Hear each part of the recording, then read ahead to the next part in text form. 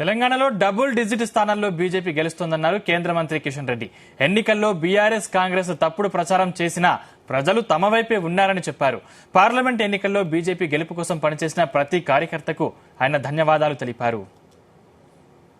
మరి కార్యకర్తలందరూ కూడా నేను శిరస్సు వంచి తెలంగాణలో డబుల్ డిజిట్ స్థానాల్లో బీజేపీ గెలుస్తోందన్నారు కేంద్ర మంత్రి కిషన్ రెడ్డి. ఎన్నికల్లో బీఆర్ఎస్ కాంగ్రెస్ తప్పుడు ప్రచారం చేసినా ప్రజలు తమ వైపే ఉన్నారని చెప్పారు. పార్లమెంట్ ఎన్నికల్లో బీజేపీ గెలుపు కోసం పనిచేసిన ప్రతి కార్యకర్తకు ఆయన ధన్యవాదాలు తెలిపారు. సీఎం రేవంత్ మాటలు విని కాంగ్రెస్ కార్యకర్తలు నవ్వుకుంటున్నారని ఆరోపించారు. కార్యకర్తలు గాని నాయకులు గాని వాళ్ళందరికీ నేను హృదయపూర్వకంగా ధన్యవాదాలు తెలియజేస్తా ఉన్నాను.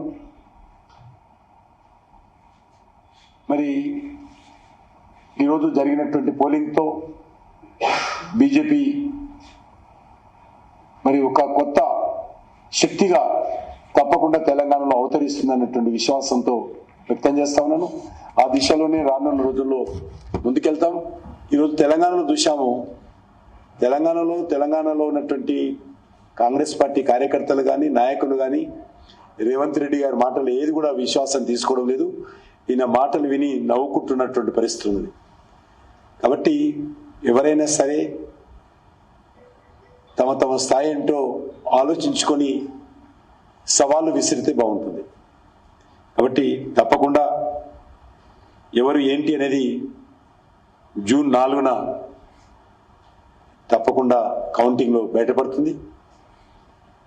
మరి డబ్బులు ఖర్చు పెట్టినంత మాత్రాన, భారతీయ జనతా పార్టీ మీద బురద జల్లినంత మాత్రాన, కేంద్ర ప్రభుత్వం మీద తప్పుడు వార్తలు ప్రచారం చేసినంత మాత్రాన, మీ ఊహించి మా ఎజెండా లేని అంశాలు కూడా మా మీద రుద్ది ఇది చేయబోతున్నారు అది చేయబోతున్నారని బీఆర్ఎస్ పార్టీ కాంగ్రెస్ పార్టీ మాట్లాడినంత మాత్రాన మనం పెద్ద నాయకులం కావని విషయాన్ని మరి ముఖ్యమంత్రి గారు గుర్తు చేసుకుంటే బాగుంటుంది. కార్యకర్తలందరూ కూడా నేను శిరస్సు వంచి నమస్కరిస్తున్నాను.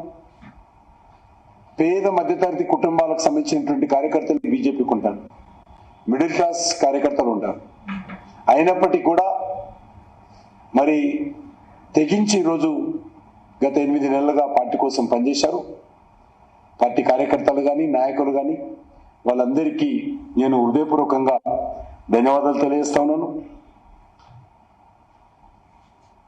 మరి ఈరోజు జరిగినటువంటి పోలింగ్తో బీజేపీ మరి ఒక కొత్త శక్తిగా తప్పకుండా తెలంగాణలో అవతరిస్తుందన్నటువంటి విశ్వాసంతో వ్యక్తం చేస్తా ఉన్నాను. ఆ దిశలోనే రానున్న రోజుల్లో